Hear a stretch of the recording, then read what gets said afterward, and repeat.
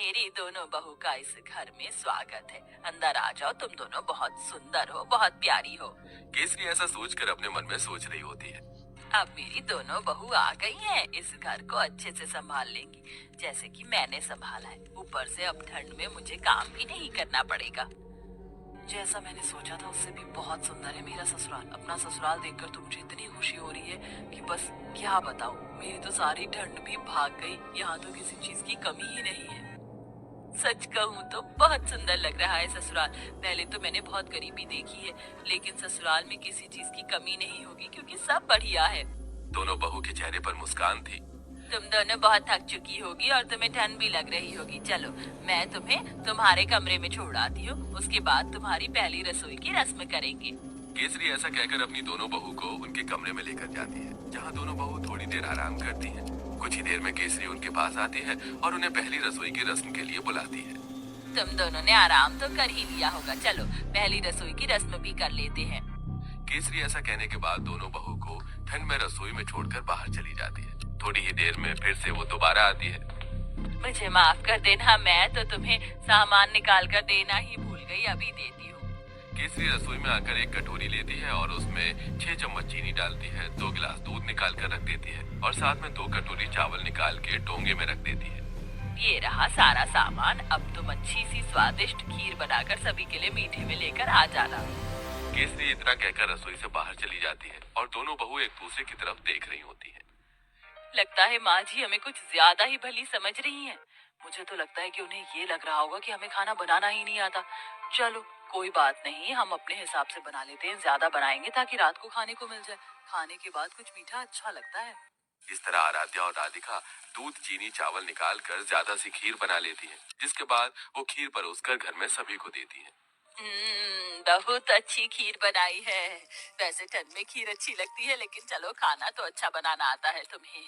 कितनी अच्छी बात है, मेरी बहू तो बिल्कुल मेरे जैसी आई है, थोड़े सामान में ही अच्छा खाना बनाना। केसरी ये सोचकर बहुत खुश हो रही होती है।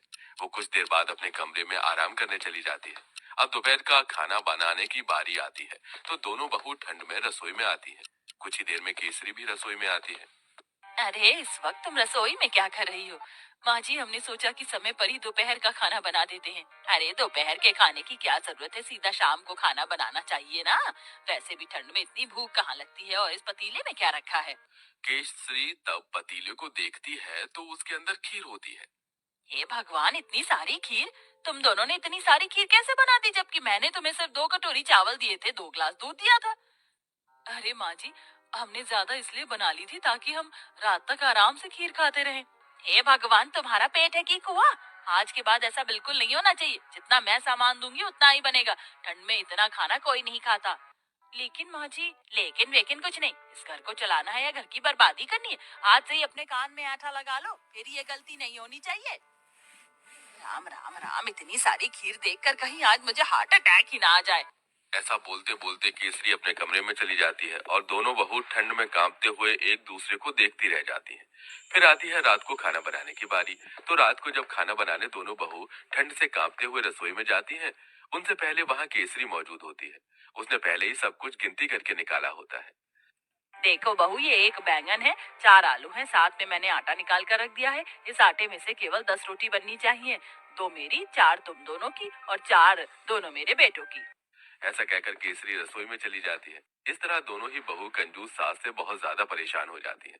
रोटी बनाते बनाते आखिरी में 10 रोटी के बाद एक लोई रह जाती है। दोनों बहू वो भी बना देती हैं। तो इस बात पर भी केसरी उन्हें खूब सारी बातें सुना रही होती है।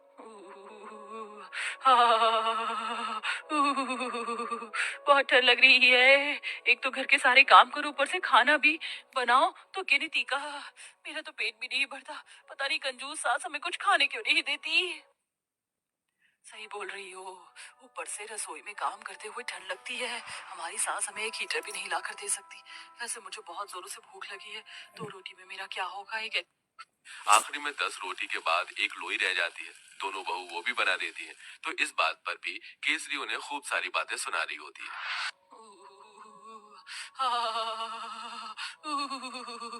बहुत ठंड लग रही है। एक तो घर के सारे काम करो, ऊपर से खाना भी बनाओ तो गिनती का। मेरा तो पेट भी नहीं भरता। पता नहीं कंजूस सास हमें कुछ खाने क्यों नहीं देती।